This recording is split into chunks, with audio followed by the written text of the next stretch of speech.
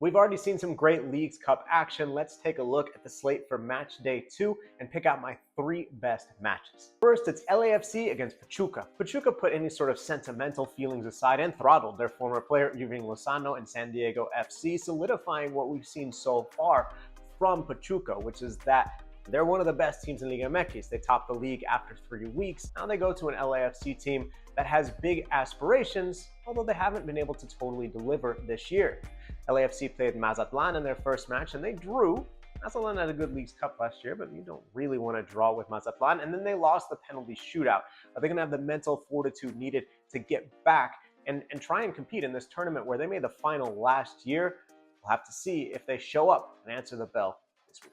Next, it's Inter Miami against Necaxa. This game has a bit of a Hollywood feel for me. Obviously, on the field, you've got Lionel Messi, Rodrigo de Paul, who had an amazing debut. Despite not practicing with the team, still looked like he'd been there for weeks, if not months, if not years. But off the field, you have David Beckham and the stars that kind of surround Inter Miami. And for Necaxa, you've got Eva Longoria, you've got Rob and Ryan, and all the folks that are going to launch the series about Necaxa that comes out this month in August. So I think there's going to be a lot of bright lights on this game, a lot of attention. Of course, Necaxa looked pretty darn good on the field in that game against Atlanta United. Inter Miami needing a late goal to get past Atlas.